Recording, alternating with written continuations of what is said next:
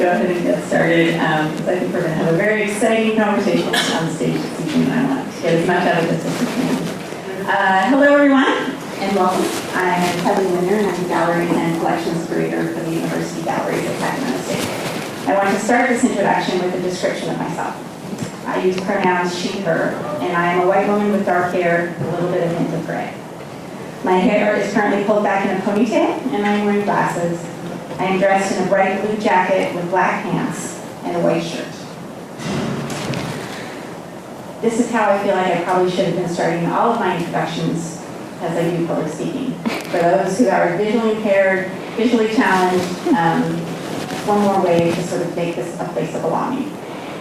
I am pleased to be introducing two amazing individuals to you this afternoon who are the instigators and visionaries for the current exhibition in the Library Gallery, Don't Mind If I Do. Finnegan Shannon is one of those unique artists whose practice expands from a place of generosity. Lauren Leving is a curator who is willing to follow an artist's vision to realization, a true gift for any artist. Before I share more about their successes and accomplishments, I want to acknowledge the learning curve I have experienced this past year in preparing for this exhibition. Previously, when I have talked about museum and gallery accessibility, I have focused on ADA requirements, such as a wheelchair access and creating pathways around sculptures and display cases, or enlarging a font size and reading text of serifs to make exhibition didactics more legible. I've redesigned display cases and shelving to be lower to the ground for easier viewing. I was primarily thinking of accessibility as an issue of design. What was missing was my consideration of the individuality of needs I should consider. Prior to this project, I was not aware we have an Office of Disability Justice on our campus. I was also not familiar with the term ableism. I am now more aware of how we are a society centered on the able-bodied and the ongoing discrimination of individuals with disabilities. I am still learning, but I am so grateful to present this project at Sacramento State, where our mission is to be truly inclusive and create communities of belonging. Don't Mind If I Do upends all traditional ideas of art in exhibitions. It confronts the ableist structures entrenched in exhibition making with humor and playfulness. You can touch the artwork. And I mean it. You can really touch the artworks. You can find a comfortable seat or try out 2 or 3. You can spend as much or as little time as you want. The visitor experience is the priority. 12 artists have created artworks that are tactile, soft and cuddly, participatory, playful, contemplative, and insightful. Several reflect on invisible disabilities that often go unnoticed or unacknowledged. I invite you to embrace the built-in flexibility you will find in this exhibition and shape your own experience of Don't Mind If I Do.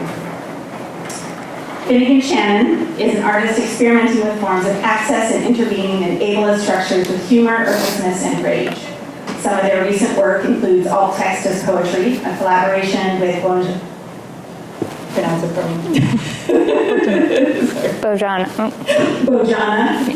Cochlear, thank you.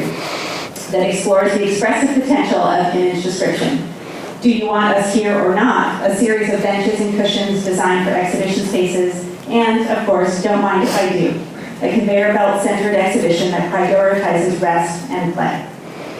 They have done projects with MUDAM Luxembourg, the Queen's Museum, MoCA Cleveland, the High Line, MMK Frankfurt, Museum of Fine Arts Boston, MCA Denver, and Milk Gallery. Their work has been supported by a Win Newhouse Award, an IBEAM Fellowship, and grants from Art Matters Foundation, Canada Council for the Arts, and the Disability Visibility Project. Their work has been written about in Art in America, Bomb Magazine, The Believer, and Out Magazine. Shannon lives and works in Brooklyn, New York, and she is the 2024 recipient of the Disabilities Future Award supported by the Ford and Mellons Foundation. Special clap to that. Sorry. Thank you. Lauren Leving is a curator and writer based in Chicago, Illinois. She is curator at large for the Museum of Contemporary Art, MoCA Cleveland, and exhibitions director at Acre Projects in Chicago. In 2023, she co-curated Everlasting Plastics, which was originally presented in the U.S. Pavilion during the 2023 Venice Architecture Biennial, and traveled to the Carnegie Museum of Art in Pittsburgh, Pennsylvania. While at MoCA Cleveland, Leving has organized multiple curatorial projects, including Ruben Ulysses Rodriguez Montoya's first solo museum exhibition, Skin Changers, Begotten of My Flesh, a large-scale textile commission by Aram Han Cifuentes entitled Messages to Authorities. Go away! Nina Chanel Abney, Big Bush Synergy, and Don't Mind If I Do, a group exhibition stewarded by Finnegan Shannon. Previously, she was a curatorial fellow at Hyde Park Art Center and exhibitions manager for Redwood 659. Leving holds an MA in Museum and Exhibition Studies from the University of Illinois Chicago and a BA from Tulane University. So following our conversation tonight, I hope you will join us in the library for a reception, which will be from until 8 p.m. And it's also the opening of another exhibition, Esther Marie Hall's Our Day Will Come.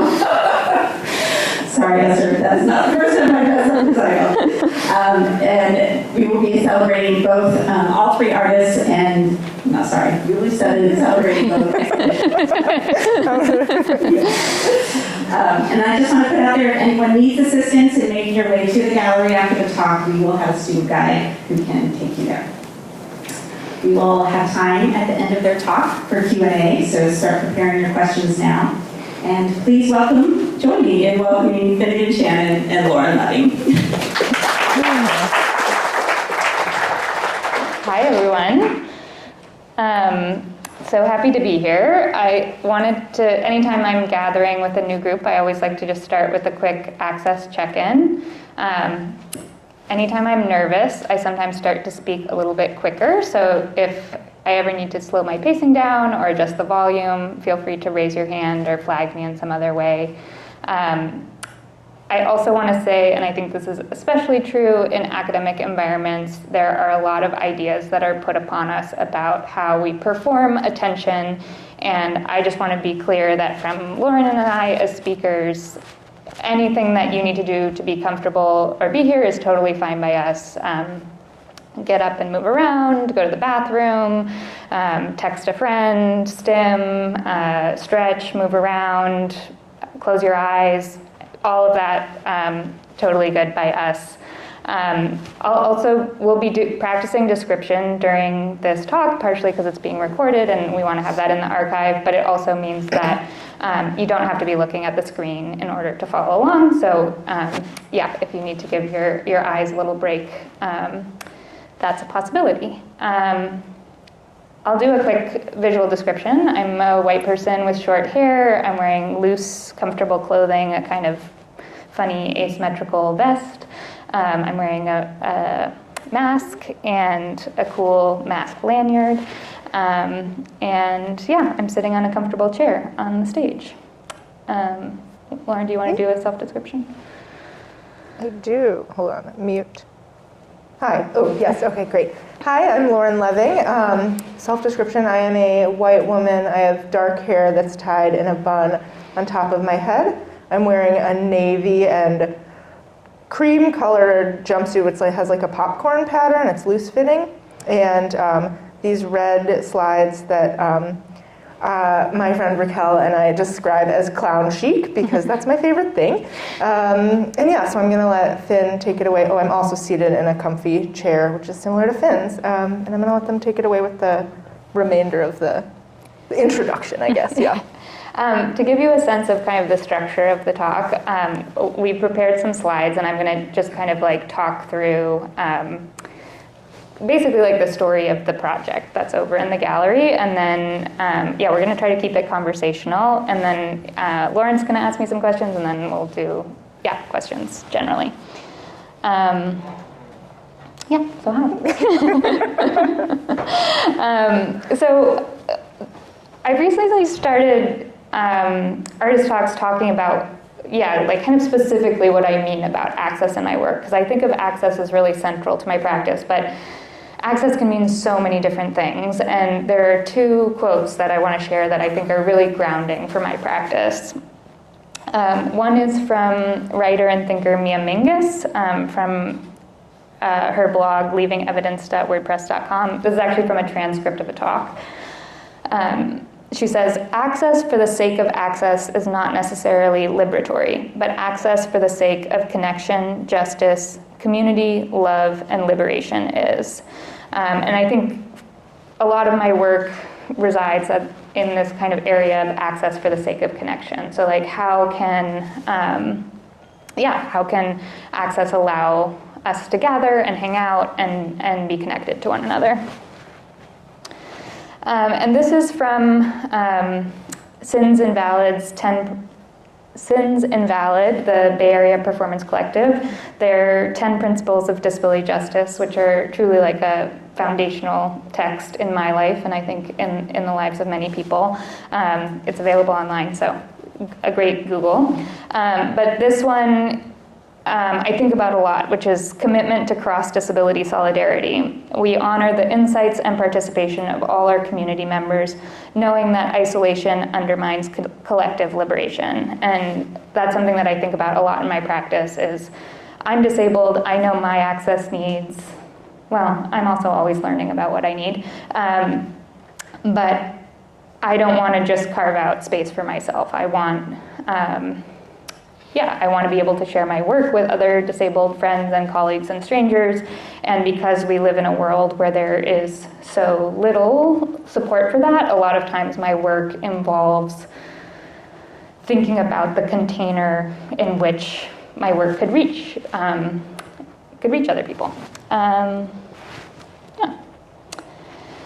So I think the story of the project that's over in the gallery starts with another series of work called Do You Want Us Here or Not, that started in 2018 and is an ongoing series of work, which is basically, my disability means that I need to sit a lot, love to sit, always looking for seating options as I'm moving through the world. And I live in New York City.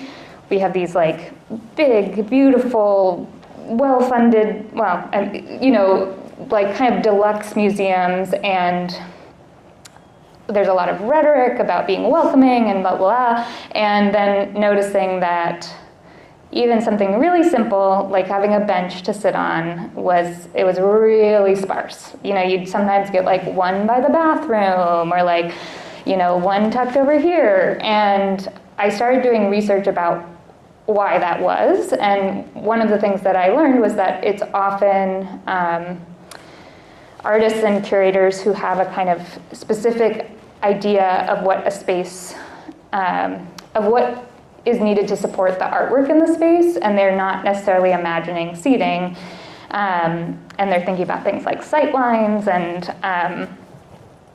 basically what I figured out was that if I made artworks that were also functional as seating, it was a way to kind of work around that structure and get some benches into places where there might not be benches otherwise.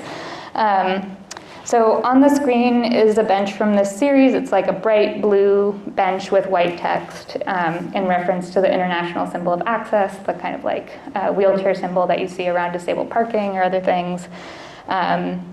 It seats 3 to 4 people. I'm about 5 feet and I can fully lie down on the seat of the bench. And the text reads, "I'd like more time with this artwork, but all this standing is painful. Sit if you agree." And here it's installed in a bright yellow gallery space. And this is another work from this series. This one is a cushioned bench, which I was very excited about to break into soft surfaces. This one, again, it's that same blue and white color, big handwritten, all capital text filling the back and the seat of the bench that says, "It was hard to get here, rest here if you agree." So as I was kind of making this work and starting to think about seating, I started to get to this point where I felt like I had figured out the strategy for how to get a bench into a gallery, and immediately I was like, okay, I'm ready to up the ante. What else? what else can we make happen here? And so that's really the seed of this project. Don't mind if I do. And I went back and found the very first note that I have about this project, which I think is from 2018 or 2019. So on the screen is a very little note. It says, in quotes, in my handwriting, "Artwork comes to you, conveyor belt of artwork, boat sushi, lazy Susan, take on and off, ? And then a very rudimentary sketch of some blobs and squares on a little kind of like train track like structure. And this was just an idea. This was basically, yeah, it felt like a fantasy. I was like, wouldn't it be amazing to be able to go to a gallery and instead of me having to be on my feet, moving from artwork to artwork, that I would be able to sit down and the artwork would come to me. And yeah, I was just like, kind of like gave myself a chuckle and was like, that sounds amazing. And yeah, it was kind of like, I don't know anything about conveyor belts, and so for a while, like, this is really the only form that this idea existed in. And then in January of 2020, I got the opportunity to do a project at Nook Gallery in Oakland, which was has now sunsetted in the form that it was in, but it was a artist-run exhibition space, curated and run by artist Lucchesa Bronfman-Verissimo in their kitchen nook in their apartment in Oakland. So it was a kind of breakfast dining room table, 2 built-in benches and a little shelf, and different artists were given that space to use to conceive of artwork in the kitchen. And I was so excited to use that space because I was like, this is incredible because this is already a seating-centric space. Like, the setup is already there. Like, the work is experienced from these built-in benches. And yeah, and as I noted on my little note to myself, I was like, oh, the Lazy Susan is kind of like the conveyor belt of the table scale, like of the smaller scale. And so this is a graphic that I made for the show. So I basically, it was similar to the project that's here in that I kind of conceived of the structure and then brought other artists in to share their objects. So I drew each of the objects. So this show featured Alex Dolores Salerno, Sandra Wazaz, Christine Sun Kim, Carly Mandel, Polina Kike Brown, Jillian Crochet, Rebirth Garments, Jeff Casper, and Yo-Yo was confirmed late, and I was like, no problem, we'll just add that into the graphic. So, and Yo-Yo went. So this is a photo of kind of the basic structure of the space. So it's, this kind of built-in breakfast nook.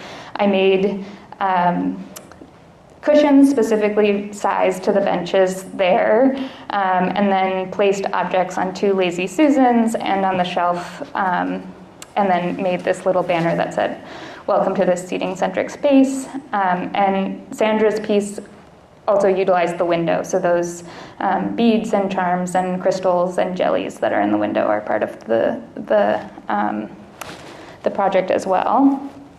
And this is just another photo of that project that I really love because it's hands reaching towards objects on Lazy Susans. But I think when we get to talking about the conveyor belt, there's also some resonances in terms of, all objects that could be touched and held and picked up and interacted with. And here there's some pill bottles that are made of mushroom material, a little lumpy object, a chain with different charms on it. And this is the photo of Yo-Yo Lynn's piece. That was a 3D print of their spine, of 3 vertebrae of their spine, and I think that's Lucchesa's hand holding it. But I think this was a really fun experiment for me in thinking about, more tactile work, and especially this iteration of the project, a lot of what we were working with, it was kind of like a no to low budget show, and so to make it easy, we were thinking a lot about artist multiples and things that could kind of like Christine's work in the show was an edition that she had made for printed matter that was an eraser that could be like bought online for $10 or things like that. So thinking about artist-made objects that were pretty, that were interesting to like hold and interact with, but also didn't necessarily have kind of like the preciousness of a unique art object. So this slide represents when I met Lauren. Do you want to talk a little? Yeah. Amazed. Love that this is for me. So I started in 2019 at the Museum of Contemporary Art in Cleveland as their curator of public programs. And then 2020, just a few months later, it was winter and the COVID pandemic is still happening. And so it became really challenging to do the job when I'm supposed to gather humans in public. And so I started thinking about ways that we could kind of come together online or ways to reach people. And one of the projects that I created was called Getting to Know You. And it was a long-distance, long-form artist residency. And the first resident was an artist named Aram Hansi-Fuentes. And through that, we were able to do workshops. She makes protest banners, and so creating different kits of protest banner materials, mailing them to people, gathering online, making protest banners together that people could then display in their windows or in their homes or wherever they would like. And Aram was able to come to Cleveland a couple of times during that period and meet with humans in Cleveland and also create a large-scale commission, messages to the authorities, go away. So large-scale protest banners made of silk, which was something that she had always wanted to do, with an additional kind of commission budget. Oh wow, my voice just increased, sorry. Yeah, if you can't hear me, or as Finn said, speaking slow, or if you need any changes, flag me down, and happy to do that. And so seeing the way that Aram, using this elevated material of silk that is more expensive, having a budget to hire family members, honestly, her parents owned, her mom is an expert seamstress, and her family owned a dry cleaning space in Modesto, actually, and so being able to ship things back and forth from Chicago, where she's based, and create this work together with them, having the budget to do so, was a really amazing experience, in part because for me, as a person that organized public programs, what does it mean to work with an artist for a one-off moment and then they go away? And yes, we sort of have a relationship, but it's more ephemeral, or I don't get to talk to them as much and grow the relationship. And listening to our audiences in Cleveland, what does it mean for this residency in particular, for Aram to have multiple engagements and kind of strengthen her relationship as an artist to what is known as a flyover city, right? And instead of this concentration of artists in New York or in California or in Chicago, having someone there that they really get to know and build a relationship with through them as a human and also through their artwork. And so seeing this kind of success of this long-term, long-distance residency, because it lasted about 2 years, these programs with Aram's visits and with the work, our team became really excited to continue this residency. And so Finn, we were talking yesterday, I think, and I don't really remember how I first became familiar with Finnegan's work, but my curatorial practice thinks about access broadly, and the ways in which people feel, specifically the ways in which people feel comfortable or feel excluded from institutional spaces. Anyway, so I reached out to Finnegan to kind of see if they would want to do a creative toolbox project, which, similar to Aram's mail protest banners, we would come together and make a creative toolbox with different art making prompts that we would then send out to people, mostly in the Cleveland area. And Finn said yes, so that was great. So we worked on this creative toolbox, different making activities by different artists, some of which who are in don't mind if I do, and then thinking about how we could continue to work together, continue to grow our working relationship, and also, again, what does it mean to connect an artist more deeply with a city that maybe the arts community isn't as robust as other spaces, but there are lots of people that still want to engage in these artist practices. And so yeah, Finn mentioned this conveyor belt to me. I was really drawn to Here to Lounge and the Lazy Susans, and when they were like, this is my dream, haha, I said, challenge accepted. And that's sort of how it began. At that point, I was promoted to sole curator at the museum, and also thinking of again, just like with Aram, and human resources, support, money, like what does that do? And so I was kind of like, how better could I use like this budget that I'm newly in charge of managing? What better way than to kind of like help support or realize an artist's dream? And I think that that's a really important thing that guides my curatorial practice of like, how are we using this money? How is it extending towards the audience and supporting the audience and also the artist? Because there's never enough support to do all of the things. And so also, right, I should say that Finnegan, you'll see, I'm so excited for you all to experience the conveyor belt, but Finnegan now owns this conveyor belt. Sorry, are you gonna, okay. And also like, what is through this I started thinking of this as artist as loophole creator, which is something that I write about in this text of how are we able to make change? And maybe I could be asking for certain things related to access over and over and over again, but no one is really hearing me or listening to me or implementing these changes. And then we're able to bring in an artist, and the artist says, well, this bench is the artwork, and therefore it is like now included. And that, I don't know, I think that that's a really interesting model of working of how can we move institutions forward, because like they have been rooted in exclusionary practices and are still so exclusionary. And so what does it mean when we can work with contemporary artists who are alive, help them realize a project, and also make the space better for everyone around us? So for this talk, I went back and looked at all of the different iterations of sketches for the conveyor belt, so you get to see it sort of come into itself. So this is the first sketch, extremely quick thumbnail sketch of some lumps and shapes on a kind of like little train track loop. When Lauren and I first started talking about the conveyor belt, and Lauren was like, let's try to do this, I was like, okay, time to update the sketch. And I was like, I really want to try to communicate the vibe. So this was sketch number 2, which is a colored pencil drawing. It's more the scale of what the project ended up being.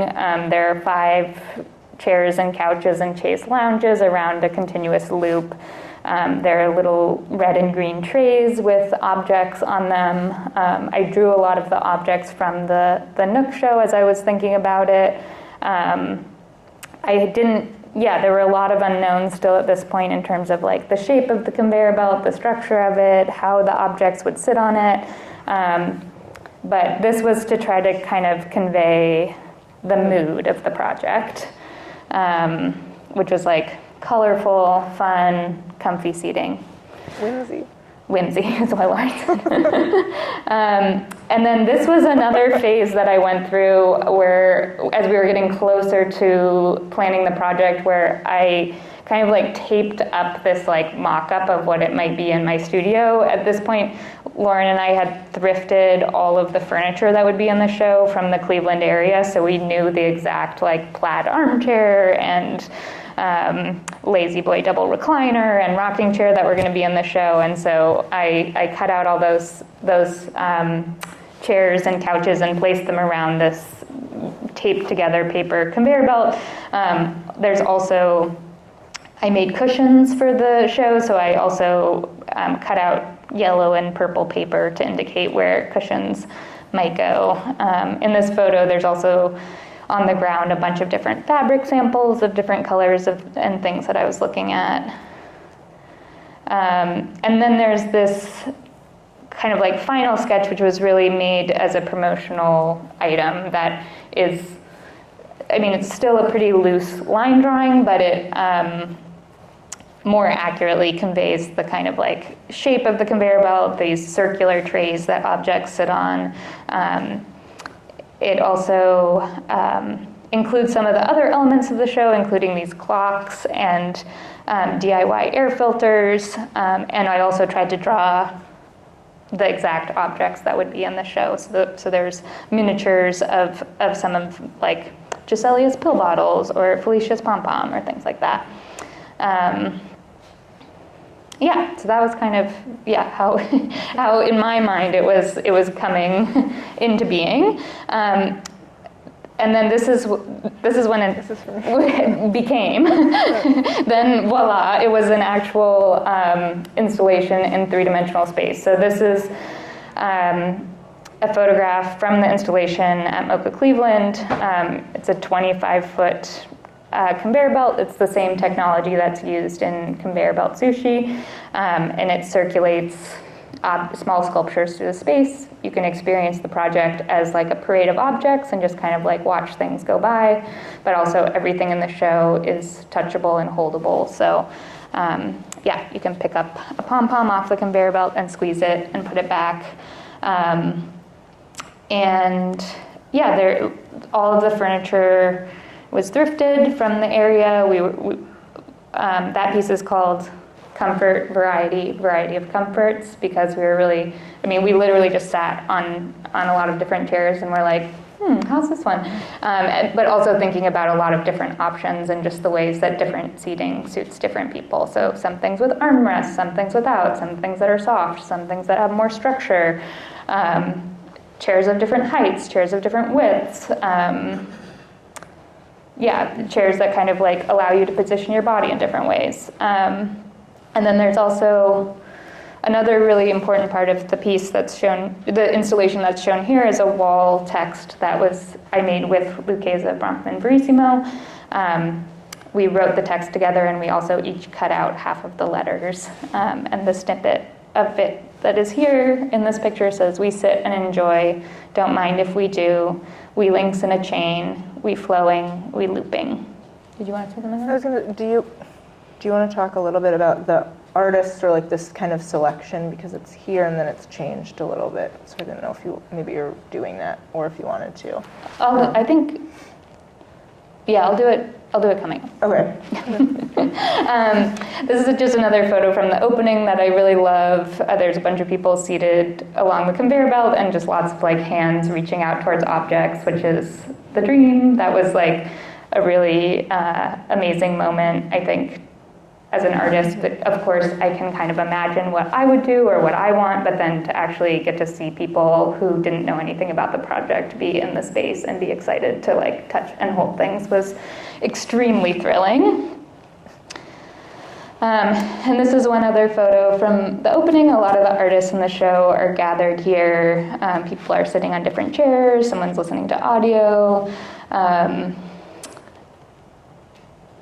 Yeah, lots of colorful objects on the conveyor belt, lots of chatting and catching up. And then, yeah, I think my role in the project was really thinking about kind of like the structure of the space. So there were lots of different things. I was like, how can I, try to kind of like add to what will be here. So I made a set of pillows that all have this kind of like what I think of as a conveyor belt icon. It's basically just arrows and dots that kind of show the movement of the conveyor belt. And blankets, because museums are set to the temperature that objects need, so it can be really chilly. And there's a little zine that had all the wall label info, because wall labels are a tricky thing when all the objects can move and mix around, so that we made this guide to the show. Basically, that was also a takeaway. There's also an audio component that describes objects in the space for blind or low vision visitors or people who just want kind of a more descriptive experience of the show. And then I'm just going to talk about a couple of artists and objects that are in the space. I think, we've talked about this in different ways. I think of the conveyor belt as like an artwork that requires other artworks rather than a curatorial project. And I was really interested, it's a very specific set of constraints in terms of objects have to be a certain size, they have to be kind of a certain weight, they could get lost or broken or damaged or worn out. And so I was really interested in working with artists who are also thinking about alternate modes of audience experience, who I thought would be really excited about the idea of making work for this context. So this is a piece by artist Emily Glacio, who makes a lot of work about like interspecies relationships, and especially her relationship with her guide dog, London. And this was one of, I think, a really fun collaboration that was part of this project because Emily is blind, and so touch is a huge part of her making process. She works with ceramics a lot, but ceramics are not the best for visitor touch because they're fragile. And so for this, we 3D scanned and then 3D printed some of her ceramic pieces, including the one here that's a sculpture of her foot and London's paw. I always think of it as kind of like a holding hands, or like London's getting her attention. This is a very exuberant, very fluffy, very colorful pom-pom by the artist Felicia Griffin. I was really excited for there to be some things on the conveyor belt that were just like called to be touched, and I think Felicia's pom-poms really do that. Like you just gotta squeeze them. and I think having different kind of durations of types of engagement, where there are some works that, yeah, you just wanna hold it right away, and then there's other pieces that unfold over more time. And yeah, this is a good example of the latter category. This is a project by Jeff Casper called Are You Wrestling Embrace? That's a series of like relationship exercises designed for two people. And this, you could spend like hours with this piece. So there, you know, if you have the time and the space and the interest, there are pieces in the exhibition that kind of like, yeah, really support lingering or hanging out or connecting with whoever you're visiting with. So that's it in terms of the official presentation part. Thank you for listening. I also wanted to share where you can find out more about us. Lauren is on Instagram at Time for Leving, and I have a website, finneganshannon.com, and also am on Instagram. Yeah, cool. Yeah, I think just really quick also, oops. No, I just thought that was a better background Oh, okay. slide. I don't know which, oh yeah. I think it's kind, you know? I think it's nice. We're thankful. What? We're thankful. We're so thankful. I was just gonna say, I think that it's also like something that I thought was really interesting and challenging is like the curator-artist relationship. And in this way, right, like Finnegan was kind of, I mean, we were talking all the time of like which artists to include and kind of like within these constraints, but Finnegan predominantly selected them, and I think it's also just like important to understand or define like a curatorial role, and like for me sometimes it's working directly with an artist and like creating this project very specifically, and in this role it was a lot of like the administration, which is, people don't talk about it, but it's like very much half of a curator's job, and the other like 50% or maybe 40% or maybe 30% is like creative work. And so, yeah, I don't know, that's very exciting for me, I think all of it, which is why I do this job. But another kind of element that we showed Emily Gassio's 3D printed sculptures, and we also worked with an artist, Pelena KK Brown, and who is usually a dancer, and they were excited to think about objects in relation to that. And so there's a really wonderful makers lab in Cleveland that we 3D printed these objects at, and then in Pelena KK's case, laser cut them. And so I think also just like what it means to be a support role or understand, because you don't know what you don't know, right? And so being like, this is a resource that like we have that we can offer, that we can supply, which I think was also similar with the conveyor belt. I was like, yes, I have a human that I think will be able to organize this conveyor belt structure. And so just like kind of navigating the artist-curator relationship. And there's text that I wrote, which you can read it alongside the checklist if you want. That is like my creative contribution, but also like how are we sort of negotiating or valuing the curatorial labor versus the creative labor, and like for me, what does it make, how do I ensure that I'm like making space and learning from and alongside Finnegan, which I just think is important to kind of share. Yeah, that's it. Yeah. I ended up talking for longer than I thought. Do you think we should just go straight to audience Q&A? Yeah, and if you have, yeah, let's do audience Q&A, and also we'll be at this, you know, our opening, and so come hang out with us. Okay, cool. Cues. Should I? Oh, I don't know what to do. Okay.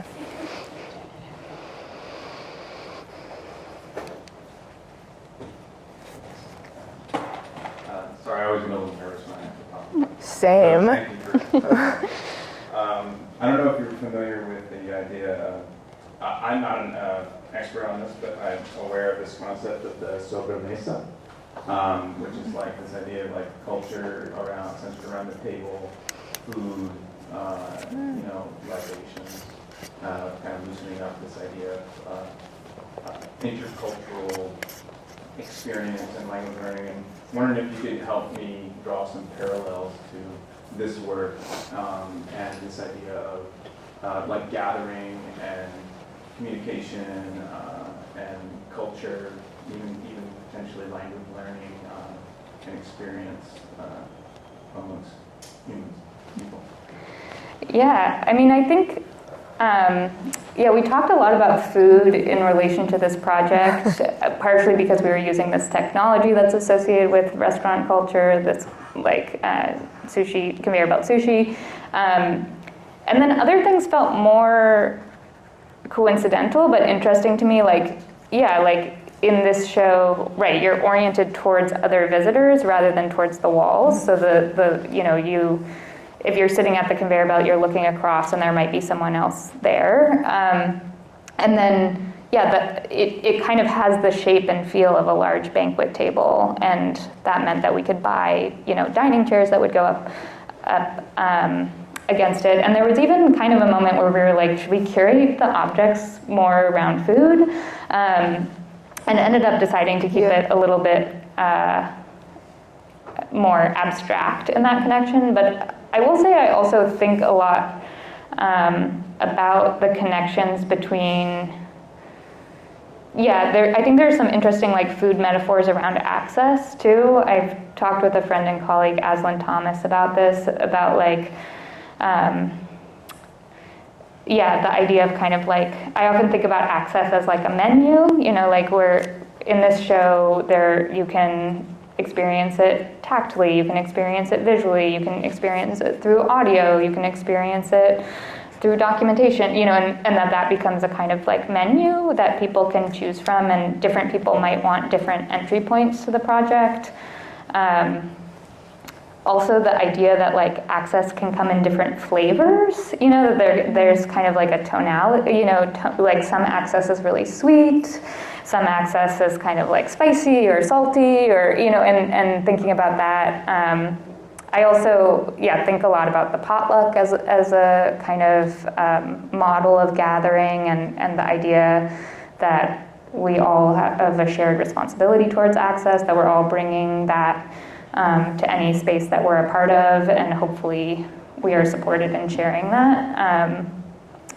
I love that question. I think for me, food and kind of the culture of gathering that way is definitely kind of a backdrop to this project. And just also in terms of like, I think kind of like you're indicating, like tonally that's such a different type of being together than we're used to in a gallery space. And if we could just even have like a little bit of that feeling in the gallery, I think it actually changes that space a lot. Yeah, I mean, I think that, so my grad school research was on the way that humans learn in exhibitions and bringing in like the knowledge that they already have. And so I think it's an excellent, I wrote down this concept, like I think it's a really interesting connection, because what does it mean, like when you're learning, you're like, oh, this is something that I recognize, or like, this is a food that like brings me comfort, or like that my mom made when I was growing up. And so you're able to like relate, or like your knowledge is coming from that. And then in that same way, like you're able to make meaning within the exhibition, or like make meaning from the meal and kind of like have that extend outwards. And so I think that is, really important. Also, like as I was writing these, I've been calling them vignettes about each of the works, I wrote them intentionally with the artwork in the gallery, the majority of them. And, usually I think as curators, we spend a lot of time during install in the gallery, and then a lot of time when the show is up in our offices. And so this was like, I'm sitting in my favorite chair, I miss that chair so much, I'm sitting in my favorite chair, which was not intentionally, but happened to be seated in like the back of the gallery. And so through that, I could watch all of the visitors and seeing the way that people made connections. And if you haven't experienced the conveyor belt yet, you'll see like it's not super wide, so you're able to have conversations across the space, and seeing how people built relationships in that space versus any other exhibition that I've experienced or organized was really potent for me, and is like reshaping the way that we think about learning, but also the way that we kind of share experiences, and especially within these cultural institutions. Yeah, and also there's one conveyor belt sushi restaurant in Cleveland, and we absolutely went there for research, which was delicious, but also like, and very silly, but I think it was like really cool to watch other people's experience of like how you select the thing that you eat or engage with. The pacing of the conveyor, how slow does it need to go in order for you to like reach for something when you want it. Yeah, it also opened in Cleveland like 6 months before the show. It was like Cleveland was just suddenly getting a lot of conveyor belts. We were very on theme. We were a bit, they didn't sponsor us, and I was sad for that, but it was very serendipitous. Yeah, yes. Lauren was trying to contact the manager to be like, where did you buy this conveyor belt? Yeah, I emailed them, I Facebooked them. We went in person, but anyways, that's beside the point. Sorry, y'all. Anyone? Yeah, cool.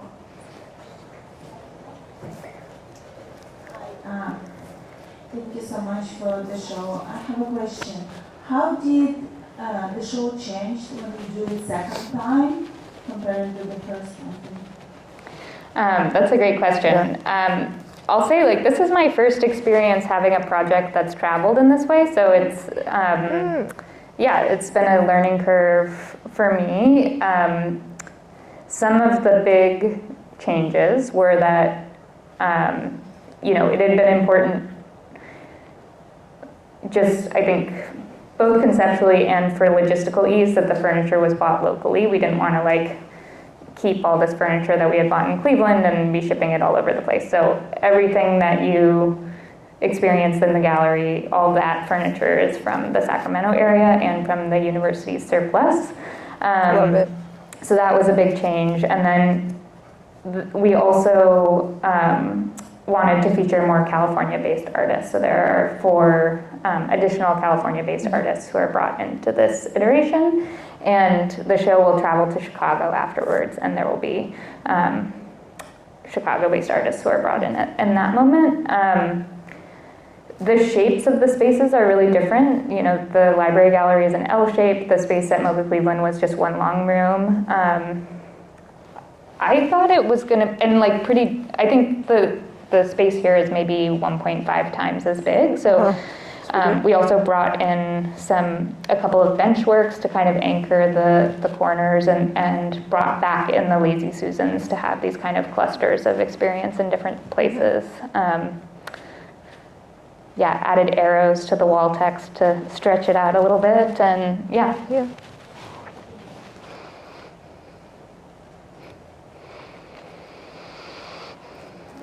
Thank you so much. I was hoping you could explain just a little bit further how the artists and your works were chosen, maybe just specifically for the Sacramento show.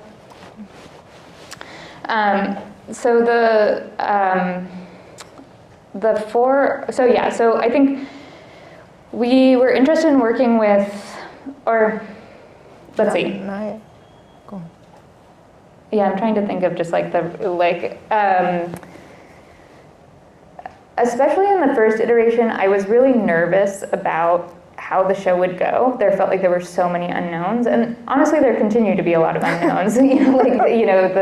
This gallery context is really different than MoCA Cleveland and things like that. So it was really important to me to work with artists who I thought were going to come in with kind of like real enthusiasm about this form, and also that I felt like I had a certain level of comfort with in terms of being able to share really clearly and directly my fears and worries about things.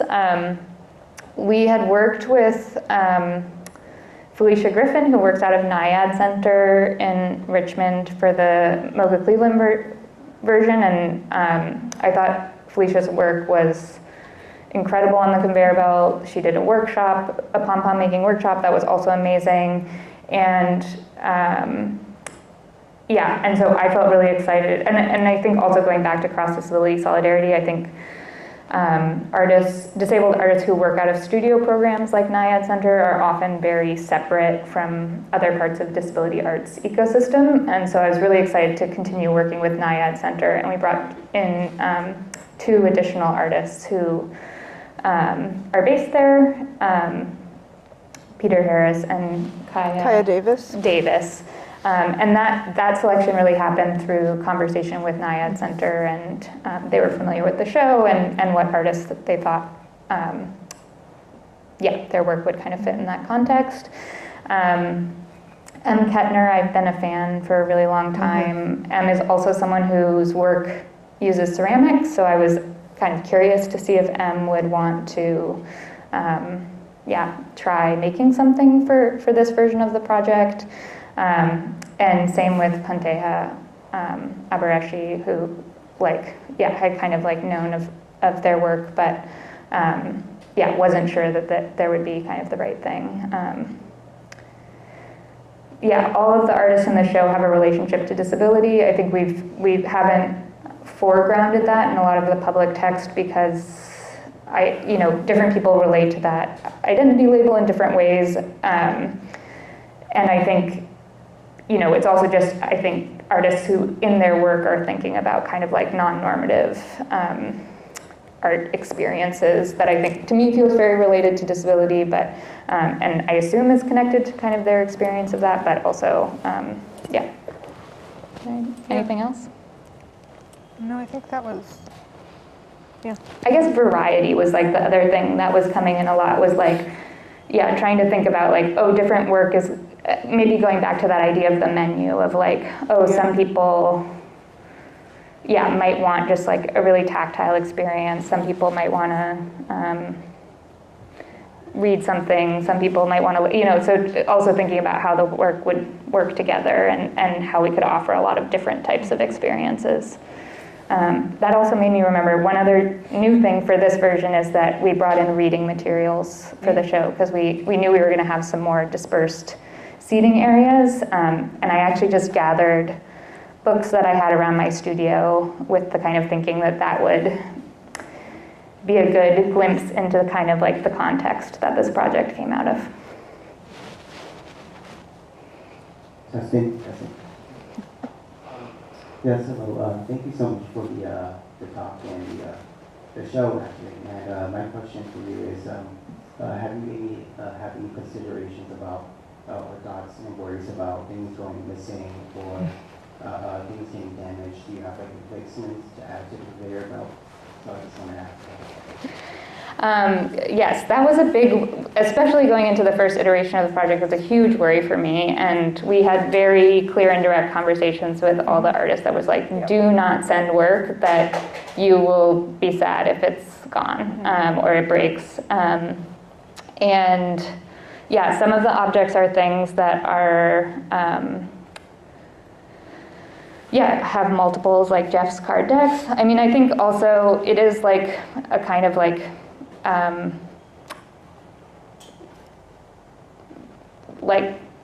trust fall sort of with audiences, there is risks and there are things that I mean, at least for me, it would be sad if they were missing or damaged, but also I think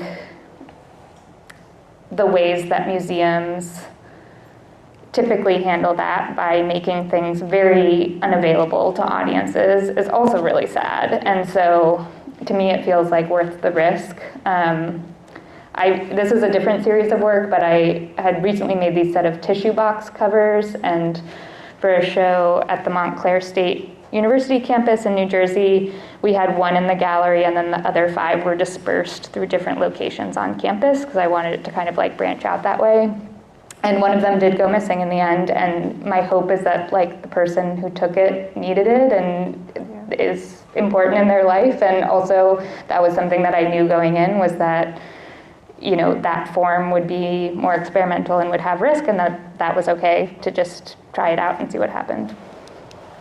Yeah, I think that Like for MoCA Cleveland at least, we have they're called engagement guides, so that's our front of house staff, which is a bit different. Like they're than gallery guards, and so they are there to oversee and protect the work, but also are really knowledgeable about the artist's work and the curatorial practice. And so I think that was helpful. I also think that it's a trust fall with the audience, but also people are pretty respectful when you trust them. And I'll say that like my first week at MoCA Cleveland, someone walked into a painting and I was like, this place is wild. And then, but it's like, what is the balance of like policing something? And the painting is fine, everything's fine.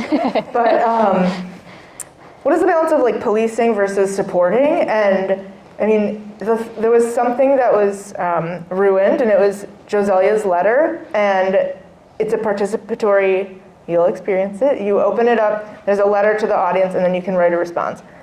We didn't replace the paper quick enough where audience members could respond, and so someone wrote their response on the letter, like they were that eager to participate, and so I was actually with Joselia when we realized it was damaged, and it's like, that's the best case scenario because people are so excited to engage with it, and so what does it mean when you're presenting folks with an alternative model of experiencing a museum? And I think that I'm speaking about myself, like we as institutional professionals kind of like need to like let go a little bit. And like, yes, it would be so sad if something went missing. And luckily that didn't happen. And also, if you just like trust the audience to engage in the way that maybe they need to engage at the time, things turn out pretty well. And yeah, I was amazed at how gentle, that show was up for 6 months. It was a really long show. Really long show. I thought that things would just like wear out more by being, and yeah, like things were treated really tenderly in a way that was also like really, moving to me. Mm-hmm.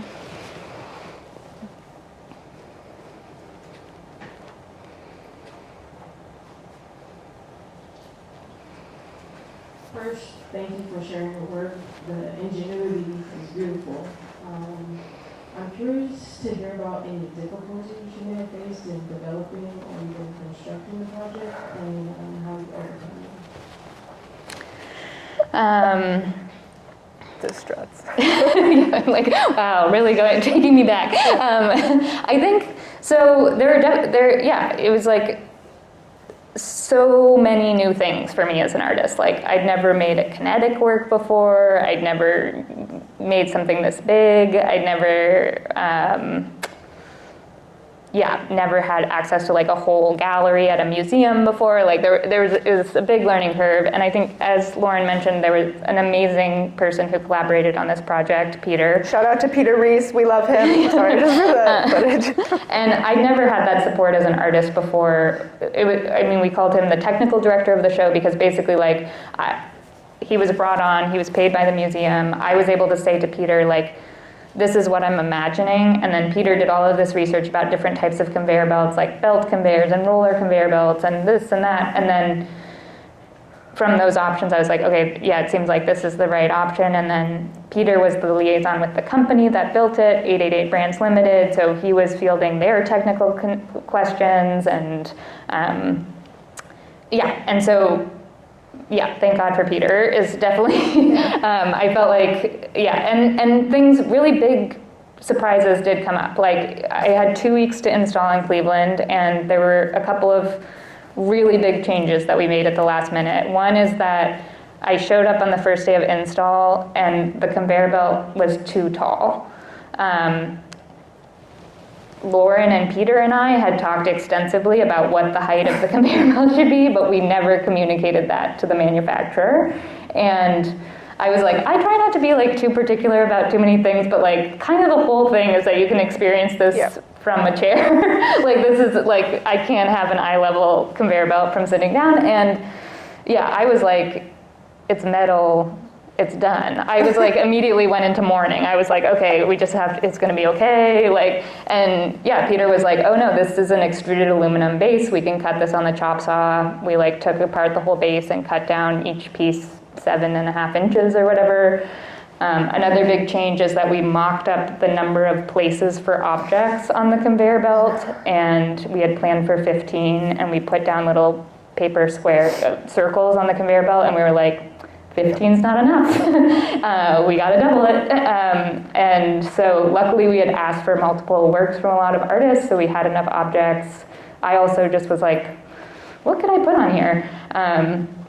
And so yeah, there was definitely, we had a really nice long install time, but we really used it because, yeah, we made some changes. We Yeah. made some changes, yeah. Can you think of other?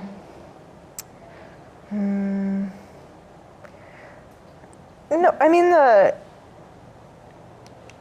I'm trying to think, like making the conveyor belt was or like modifying the metal struts was the biggest. We also had a lot of support in the 3D printing area, so like you could buy these like plates or discs for the conveyor belt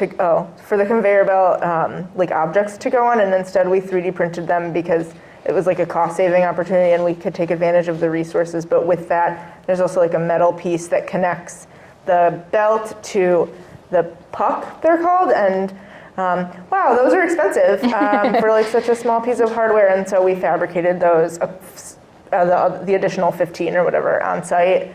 And everything is like stable and great. But yeah, I think the majority of the hiccups that we experienced were directly related to the conveyor belt itself, which like I have also never worked with a piece of manufacturing like that before, but I had worked with Peter before, and so Finn was a bit, rightfully so, stressed out in that way, and I was like, this man built me like a shelf that went around like a pillar in like 20 minutes, so I'm fine. And so he really did kind of save the day in a lot of ways, where like for me as a curator to work with someone that is just such an expert in like a material understanding and language, like that really alleviated a lot of my stress, because I knew even though there were hiccups, like that would be a solution to them. And so I think that for me, it was really invaluable to have him as opposed to someone else. And I really do not bring that to the table. My background is in printmaking and drawing, and I feel like I've kind of come in this back door to sculpture, but I don't come from like a sculpture materials background. Even in this install, a few times Kelly has asked me like, oh, what about this type of glue? And I'm like, I don't know, we can try it. And so having Peter, who was also on call for this project, for this version of the installation, so that like, yeah, there's someone who's really has deep knowledge of materials to troubleshoot was the key. Yeah.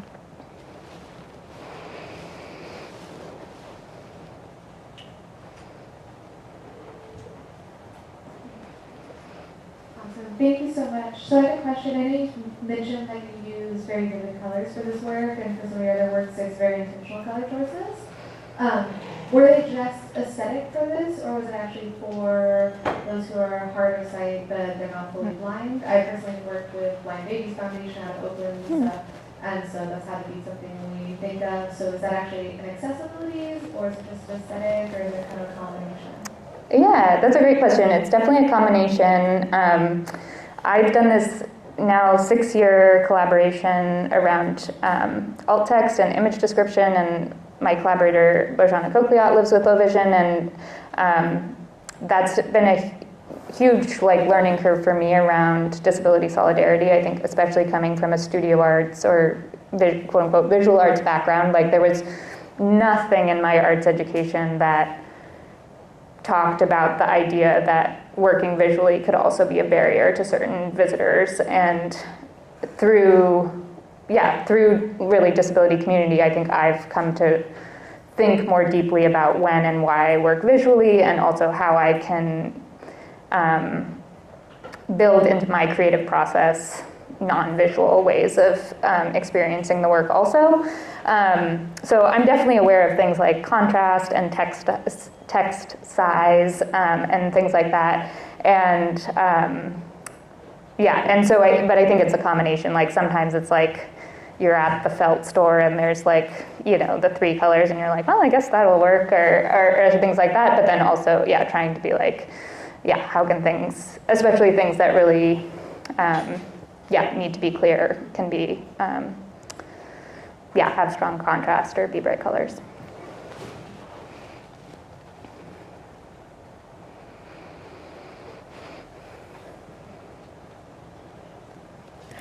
Congratulations. The show is super cool. I'm curious about where you see the future of the show heading, if you see it evolving or if you see it moving on past the show that you already mentioned. Yeah, as Lauren mentioned, the conveyor belt is mine. So, and it is luckily like a kid's train set. It kind of like packs down into segments, so it's not as much of a storage nightmare as it might appear, though it's still challenging in New York City.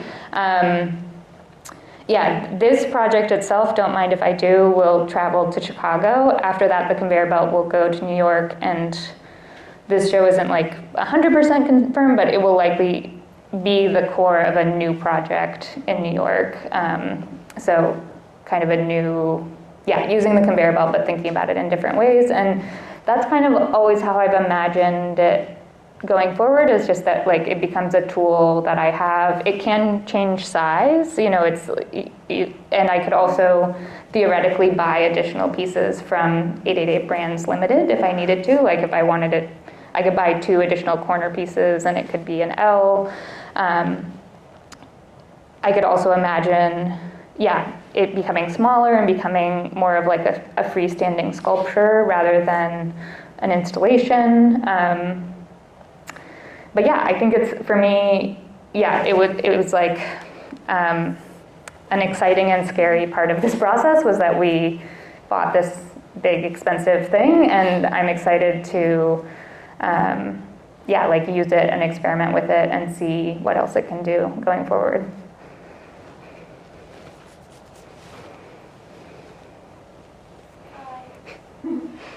So you kind of touched on this a little bit earlier, but I'm just wondering, is there anything that surprised you in how people interacted with the conveyor belt, with the artworks on it, or just the exhibition in general? Do you want to take this first? I mean, I'm sure that you also have things, but just how much time they spent in the galleries.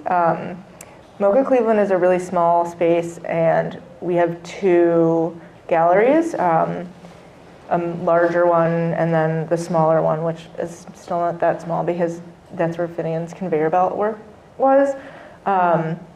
And before I started, I like received, right after I started, received information of like, when I started, we went free, which is one of the reasons that I applied there. And part of that was because people would be like, I went through this museum so quick, there's not enough things to do, which, you know, is whatever. And so seeing like, or understanding the amount of time that people felt comfortable staying, which is something that I did my reflex. It's something that we want. I also curated the show at the same time that was upstairs.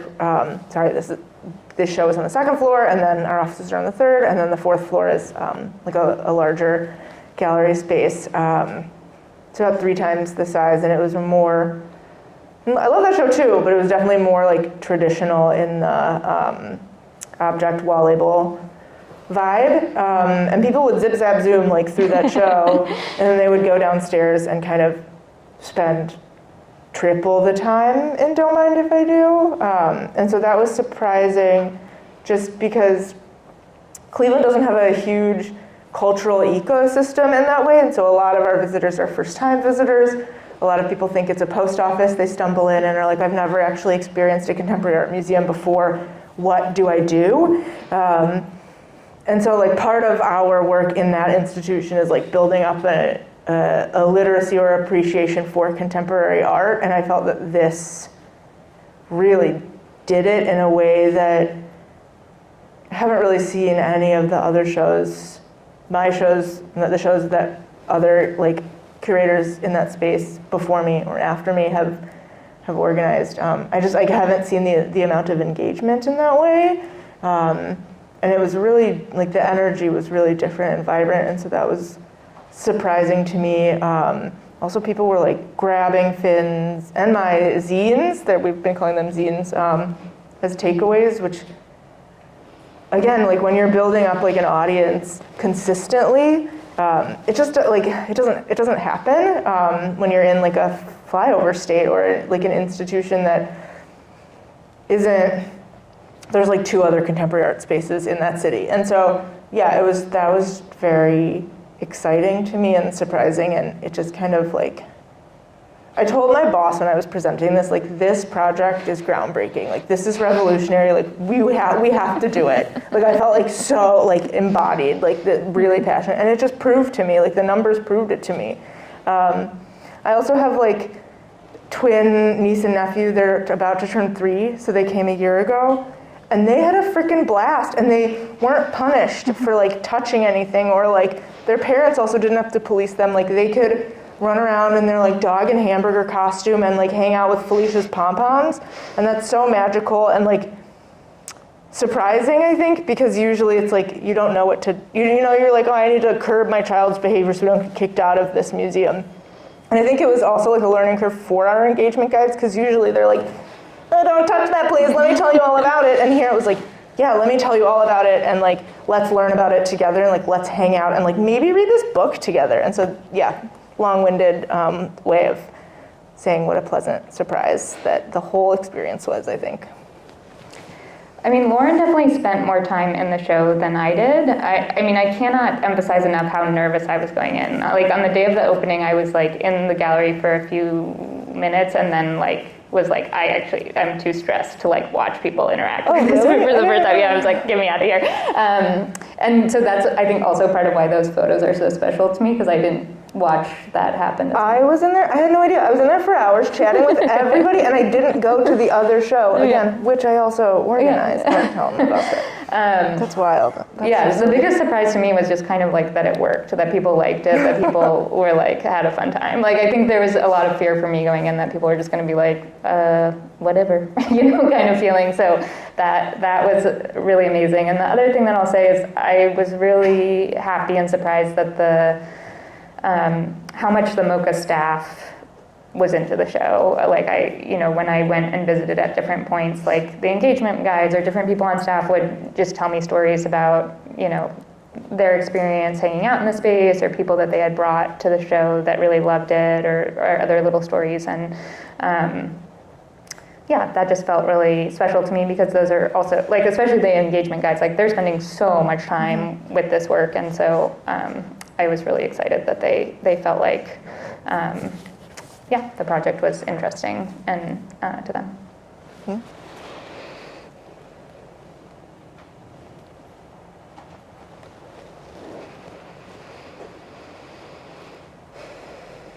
Hello. Thank you for bringing this conversation about access to our school. But you brought up access as a flavor or a sense, I believe, and I'm curious. I'm having a hard time imagining what like a salty access is, or like a sweet access, or creamy access. Could you help me with that? Yeah, well, let's start maybe by talking about like what the dominant flavor of access is, which I would call like dry, maybe, which is the compliance-oriented access. Like, that's how I experience most access, is like the checklist, the ADA compliance, and it's like, it feels very fear-driven. It feels very much about doing the minimum effort in order to not get sued. And it just feels very perfunctory, very bland. And that always feels like such a stark contrast to me to what I experience in disability community, which is thinking about access as a really like generative and creative force, something that's really like built in relationships.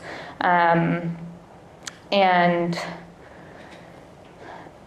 mean, I think like, I don't know, the flavors, I mean, it's a little cheeky. I don't know that it's totally one-to-one, but like, I think I can think of some examples of like, I think of sweet access. I think of what actually Mia Mingus calls access intimacy, which is when you like are around someone who really deeply sees and knows your access needs, and you don't feel like you have to pretend or try. I'm thinking about when I had never been on a water slide before, and I went to a water park with a good friend of mine, and they were just so supportive of like, okay, when do we need to take a break? What kind of footwear do we need? Where are the snacks? You know, like, and I just, it just felt very easy and pleasurable and not about like doing the right thing or, you know, I mean, we were at a water park. And yeah, and I think of the benches as a kind of like salty access. Like, it's like I'm providing something, but I'm also commenting. I'm also saying, wait a second, like what's going on here? Like I'm being a little critical, you know, I'm being critical and also kind of funny and like, but yeah, I mean, that work in some ways is like working towards its own obsolescence. You know, it's like, we don't need one of those benches everywhere. We can also just take like an abundant approach to thinking about seating options in art spaces. And so, yeah, to me, like that's something that maybe has a little bit of like saltiness or, yeah. But I think it's hard to, that maybe feels a little bit simplified for me. It feels more like, sometimes you just, some access feels rooted in like rage and anger. Sometimes it feels really logistical. Sometimes it feels really surprising. Sometimes it feels really inventive.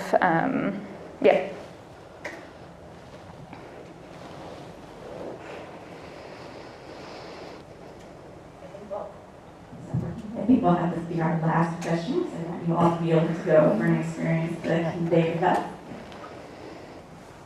Thank you. You know, I was curious, could you elaborate a little bit more about the decision to include the masks? And was that challenging in any way, or was it challenged in any way? Yeah, I mean, I think we're living in a moment where, at least in the networks and communities that I'm a part of, there's a lot of sadness and fear about the lack of solidarity as the pandemic continues. And knowing the artists in the show, knowing their political framework, knowing their access needs, I felt like it would be hypocritical to not ask for that type of solidarity when exhibiting their work.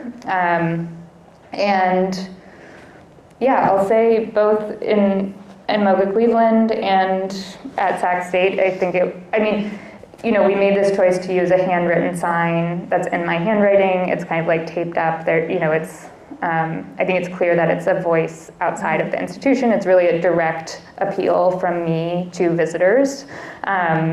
And my hope is that like person-to-person ask is persuasive and moving.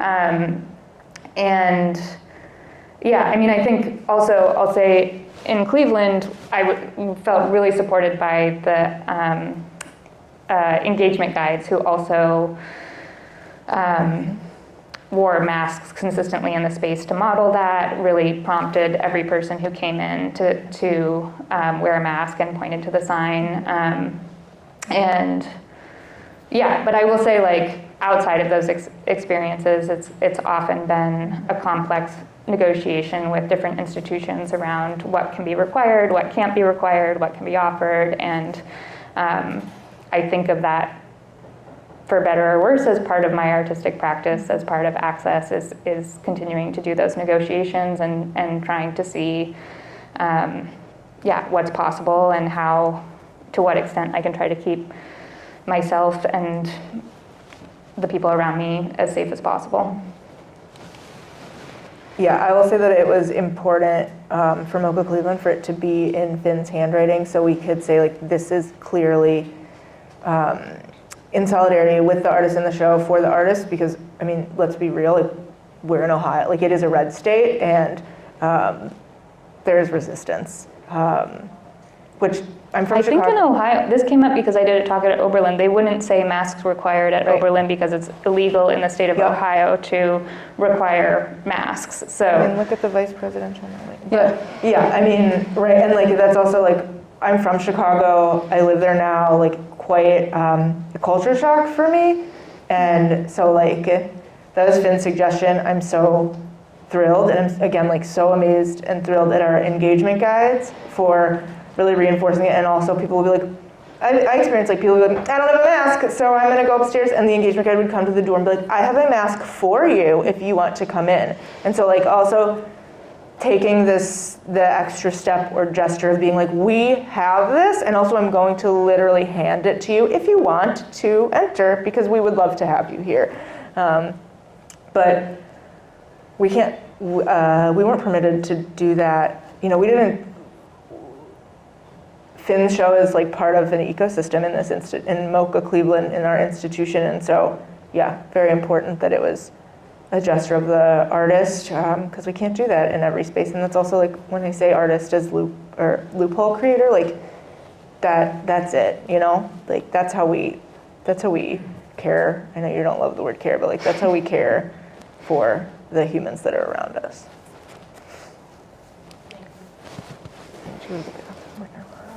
I want to invite you all back to the library gallery for the reception, and let's give a round of applause for our guests tonight. Thank you. Thank you. Thank you for those amazing questions. So appreciated.